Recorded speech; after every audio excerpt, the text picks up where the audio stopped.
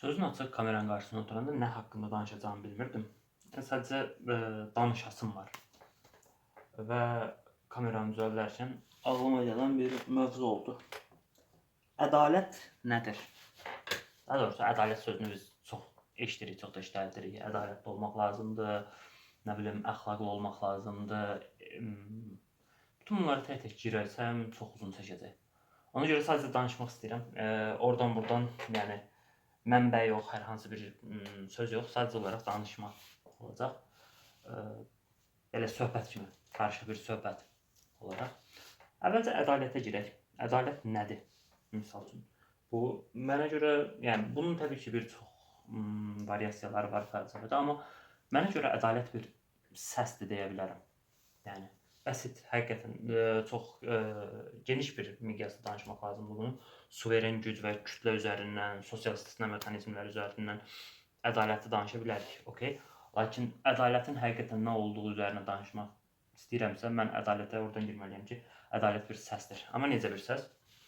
Cəza mexanizmləri üzərindən gedir. Cəza mexanizmləri nədir? Yəni bir insana niyə cəza verər cəmiyyət qanuna uymadığı, qanunu pozduğumuzda, qanuna zid hərəkət etdiyimizdə cəza alaraq. Lakin niyə? Ya da hüquqlarımız var, onlardan istifadə edirik. Bunlar fərqli şeylərdir, okey. O hüquqların pozuntusu zamanı da başqaları cəza ala bilir. Bu da başqa bir şeydir. Məsələn, biz başqasının hüququnu pozduğumuzda cəza alacağıq. Biri başqası bizim hüququmuzu pozduğumuz zaman cəza ala biləcək. Lakin bəzən bunu düşünürəm. Həqiqətən hüquqların qorunması ilə qanunlara riayət eyni dərəcədə fikirləşir. Məsəl üçün, bir insanın hüquqlarının pozulması eyni dərəcədə qiymətləndirilirmi hər zaman? Çoxluqla yox deyərdim. Çünki cəmiyyətdə şiddət var, sosial zorakılıq var, sosial istisna mexanizmləri var, şiddət, nə bilim, tərk etmə modelləri var. Yəni bir çox mövzu var. Lakin ədalətin özünə gələk. Niyə səs deyirəm ədalətə? Çünki bir cəza mexanizmləri fikirləşin. Cəza mexanizmləri əsasən niyə formalaşır? Kütləyə, belə deyim, cəza mexanizmləri əsasən belə formalaşır ki, qanun var, ona qanunun bərpası üçün, qanunun davamlılığı üçün, hüquqların qorunması üçün cəza mexanizmləri lazımdır ki, insanlar, necə deyirlər, yəni bir-birlərinin hüquqlarını tapdalamasınlar, qanunlara zid hərəkət eləməsinlər. Əslində bir növ hekayə uydururlar. Yəni bir hekayə danışırıq, hər şey üzərindən əslində belədir. İstər vətən olsun, dövlət olsun, hətta özümüz olaq, mənliyimiz olsun, o şəxsi kimliyimiz olsun, yaratdığımız şəxsiyyətlər olsun. Bunların hamısı birer hekayədir. Misal, dövlət dairəsində bizə özümüzü təqdim etməyimiz istədiyi zaman adımızı, soyadımızı deyirik. Lakin bir dost məclisindəyik ya da nə bilim özümüzü rahat hiss edəcəyimiz bir yerdə özümüzü başqa cür ifadə edirik. Bu səfər özümüzü, yəni mənim adım falan falandır demək yerinə onsuz da oradakiler bilir. Bizim daha belə, necə deyirlər, hissli, duyğulu tərəflərimizə baxmalarını istəyirik. Yəni istəyiriksə əgər, o nöqtəyə əyilirik. Yəni bir hekayə yazırıq əslində həyatımızda yaşadığımız müddətdə. Bu bəzən kütlələr halında bir hekayə olur, kütlələrə inanacaq bir hekayə. Bəzən də bizim öz hekayəmiz olur. Eynən mən burada da eləməyə çalışdığım kimi, hal-hazırda bu videoda da mən bir hekayə danışacağım. Bu hekayənin reallıq olub olmadığına qərar vermə mexanizmləri həm mənim, həm siz bunu dinləyənlərsiniz, belə deyə bilərik. Yəni hekayələr həyatımız boyu var, hər yerdə var, lazımdır. Çünki biz hekayələrlə yaşayırıq.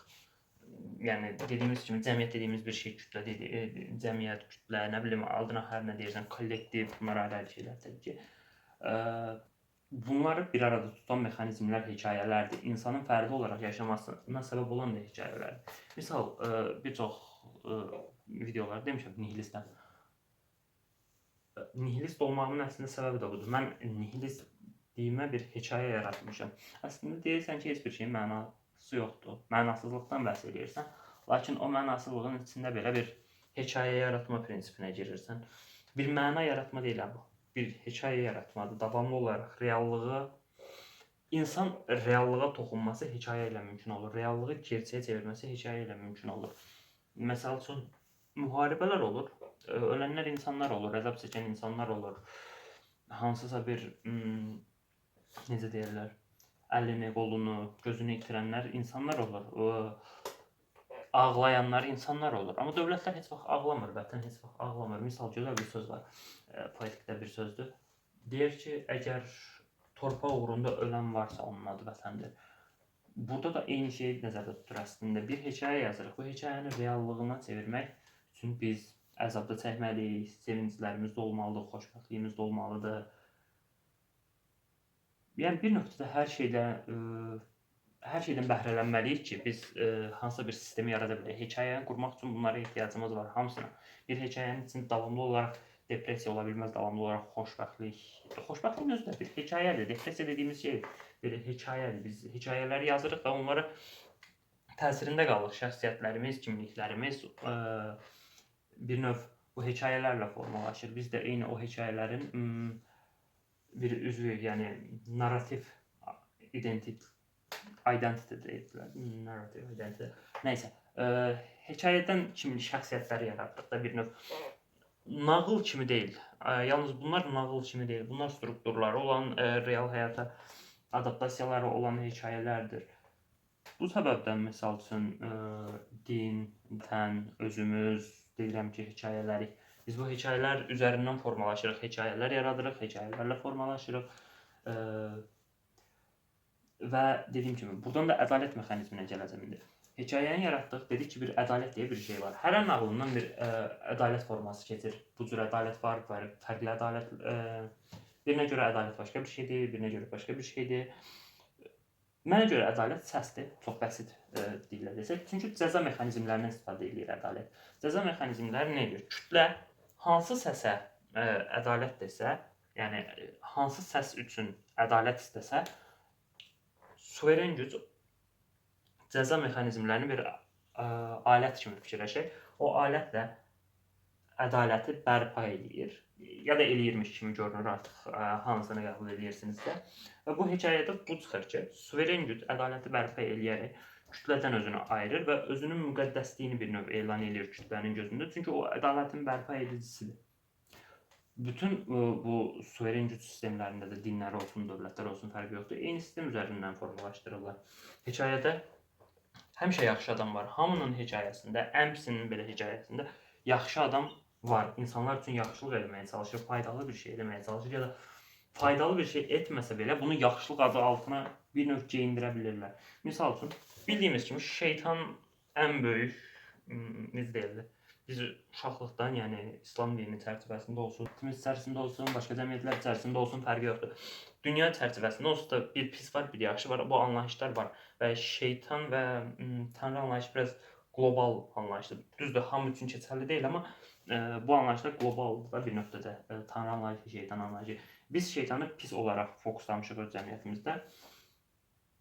Lakin gəl gör ki, satanistlərdə bu belə deyil. Şeytan öz əslində, şeytanın özü də bir tanrıdır. Şeytan insanların o qədər də pisliyini istəmir əslində. İnsanların bu həyatdan həzz almaqlarını istəyirlər, gözəl yaşamağını istəyir. Bir növ şeytanı belə yaxşılaşdırmağa gedir bir nöqtədə. Bəzən hər cür tanrı bir şey eləyir, bir pislik eləyir. Məsəl üçün bir şəhəri yerinə yeşsən edir hekayədə.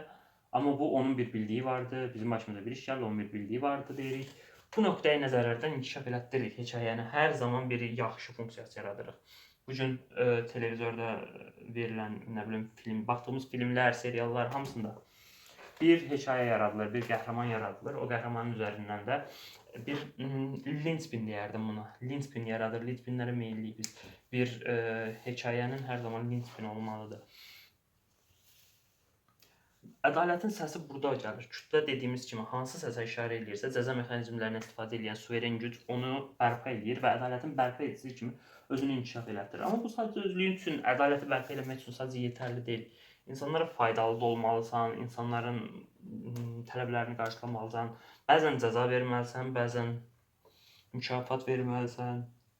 Başqa dedik, biraz da əxlaqdan danışaq. Misal üçün bu əxlaq mövzusu, etik mövzusu da maraqlı mövzulardan biri idi əvvəllər mənim üçün, amma son dövrlərdə artıq o qədər marağımı cəzb etmir. Niyə danışım? O da maraqlıdır. Nəysə, bunu keçək bəlkə. Danışmaq istəmirəm. Yəni çox qısa deyəcək olsam, məsəl üçün əxlaqi formalar üzərindən gedəcək olsaq, Karl Marx üçün məsəl üçün burjuaziyanın aşağıdakıları proletar Karl Marx üçün belə deyək, burjuaziyanın aşağıdakıları idarə etmə sistemi idi əxlaq. Amma Nietzsche-də bu tərsi nədir? Nietzsche məsəl üçün deyir ki, Nietzsche üçün aşağıdakıların yuxarıdakıları idarə etmə variantıdır əslində. Amma ikisi də fərqli şeylər nəzərdə tutulur. Çünki Karl Marx orada iqtisadi baxımdan bir əxlaq modelini ələ alarkən, Nietzsche'nin əxlaqi modeli daha sosialdır. Nietzsche deyir ki, içimizdən çıxa biləcək cəmiyyətdə özümüzdən çıxarda biləcəyimiz potensiallı insanları aşağı çəkməyə meyilliyik. Cəmiyyət olaraq əxlaqdan istifadə edərək, misal üçün tərbiyəsizlik eləmə, böyüklərin yanında danışma. Sən hələ gəncsən deyən birini zorbalaya bilərsiniz cəmiyyət içərisində. Bu çox insanın başına gəlmişdir deyə düşünürəm. Yaşlı gənc olduğu üçün çox bilə bilməyəcəyini fikirləşirlər ya da nə bilim başqa cür formaları olur. Sən kişisən bunu eləyə bilməzsən, sən qadınsan bunu eləyə bilməzsən. Potensiallar beləliklə öz yerini tapa bilmir. Misal üçün gəlmirsən bu yaşına, bu işlə məşğul olmalısan, bunu eləməlisən, bu vəziyyətdə evlənməlisən, bu yaşa çatdın evlənməlisən. Bir növ sosial mexanizmlər özünü qorumağa çalışır hər zaman, məsələn, bu sistemlərlə. Məsələn, Nietzsche burada haqlıdır.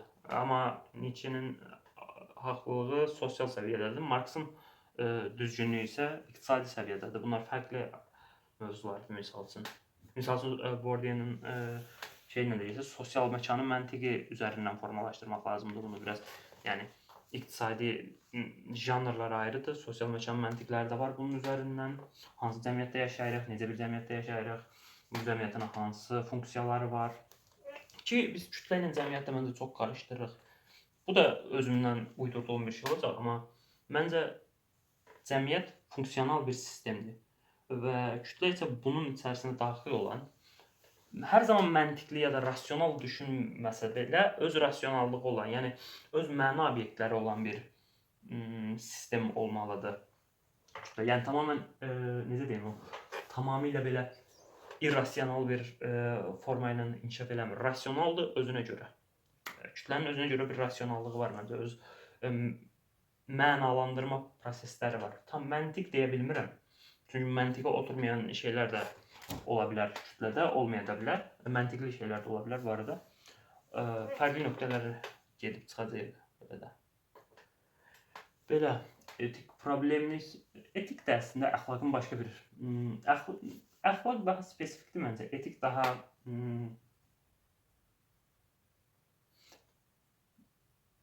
bilmirəm bunu düzgün təsvir eləyəcəm ya yox. Məsələn, etik sözünün birlikdə qədim Yunandan gəlmədi, etosdan. Orada 3 mənası var idi, səhv eləmirəmsə, fərqli. Bir mənası fərdi olaraqdır, necə deyirlər? Bir növ həm vərdiş mənası var, həm şəxsiyyət mənası var, şəxsiyyətdən bəhs etdiyim xasiyyət mənası var, həm də öyrənmişlik mənası var, bir cəmiyyətin adət-ənənə forması var idi bu etosun mənaları içərisində bildiyim qədərilə, səhv eləmirəmsə. Yəni bu üçünün arasında çox fərqli nöqtələr olmasına rağmen əxlaqın olması üçün, yəni bir etikanın var olması üçün bizə etosda lazım olan şeylər bunlardır. Belə. Əxlaq özlüyündə mənə qalsa, əxlaq da bir hekayətdir bir növ. Yəni, simvollarla, sosial qarşılıqlı əlaqələrlə yaradılan, sosial strukturlarla formalaşan bir sistem deyə bilərik də. Bilmirəm, misal, bəzən belə bir şey var. Bəzən videolarda, shortslarda, YouTube'da falan gedərsən görürəm. Misal üçün deyir ki, depressiya burjualar üçündür. Bəli, bəlkə də. Ya da fəlsəfə varlı insanlar üçündür. Hal-hazırdakı dövr üçün keçərli olmasa da, müəyyən bir dövr üçün bəlkə də bu sözlər keçərli idi. Yalnız hal-hazırdakı dövrdə məncə kasıblar daha çox depressiyadadılar. Kasıblar daha çox fəlsəfə ilə maraqlanırlar. Nə bilim, kasıblar daha çox eksistensial mövzulara maraqlanırlar. Bu şey demək deyil, sizə başa düşülməsin. Bu deterministik bir baxış deyil, yəni ətrafımda gördüyüm şeylər, müşahidə etdiyim şeylərdən danışıram. Yəni hər hansısa bir statistik məlumat vermirəm burada. Yəni gördüyüm şeylər əsasında onu deyə bilərəm ki, hal-hazırda varlıq kasıb ayrımında çox da fəlsəfə üzrə fərqliliklər yoxdur ya da hər hansı bir şey öyrənmək istəyirsinizsə, bunun çox da varlıq kasıb əlaqələri ilə necə deyim, əlaqəsi yoxdur. Bu səbəbdən, yəni müşahidə etdiyim nöqtələrdə baxdığımız zaman kasıb insanlar daha çox eksistensial böhrana düşməyə meyl edirlər. Çünki adamlar daha çox işsiz olurlar. Evdə qalanda da boş vaxtını internetdə keçirirsən və ya internetdə də yəni hansı məlumata rast gələrsən, eksistensial böhrana keçirsən. Yəni uzaqbaşı astrologiyadan mədət olmayacaqsansa, fəlsəfədən mədət olacaqsan. Çünki nə bilim, bilmirəm. Bunun yəni kasıblıqla ya da varlıqla bir əlaqəsi olduğunu çoxluqla düşünmürəm. Sadəcə bir fikir yeridirəm hal-hazırda deyək ki. Çünki belə şeylərin hər hansı bir determinizmə aidiyyatı olduğunu düşünmürəm. Hər tərəfdə də necə deyirlər, görə biləcəyimiz şeylər əslində bunlar. İki tərəfdə də. Yəni buna düzgün bir statistika çıxartmaq qeyri-mümkündür məncə. Belə. Cəmiyyətdən cəmiyyətə dəyişiklik ola bilər. Müəyyən bir cəmiyyətlərdə məsəl üçün təhsilə müəyyən insanların əli çata bilər, müəyyən insanların əli çatmaya bilər ki, keçmişdə bu belə idi. Buna görə fəlsəfə varlı işidir, zadəganların işidir falan deyə bilərsiniz. Amma bu günümüz üçün keçərli deyil. Yəni belə ədalət səsdir dedik, biraz suveren kütlədən danışdıq, hekayədən ortaya qarşı bir şeylər danışdıq. Amma mövzunun əsası hekayə idi. Çünki hekayələr olmadan yəni biz deyə bir şey yoxdur. Mən yoxam, sən yoxsan. YouTube'da video çəkməyimin də mənası hekayə danışmaqdır. Bir yazıcının yazdığı kitabda da məna danışmaqdır. Nə bilim, dövlət qanunları da bir hekayədən ibarətdir. Çünki onlar da öz hekayələrini danışır. Bunların hekayə olması həqiqət olmadığı mənasına gəlmir. Bu hekayələri nə zaman reallaşır? Bunların uğrunda məsəl üçün hər hansısa bir əzab çəkdikdə cəmiyyət bunları artıq qəbul elədikdə müəyyən bir şərtlər əsasında. Misal üçün əvvəllər qullarlıq var idi, hal-hazırda qullarlıq dövrü yoxdur. Yəni belə, çünki o dövrün şərti var idi, bu dövrün şərtləri ayrıdır. Məsələn biz qullarlığın pis olduğunu necə dərk elədik?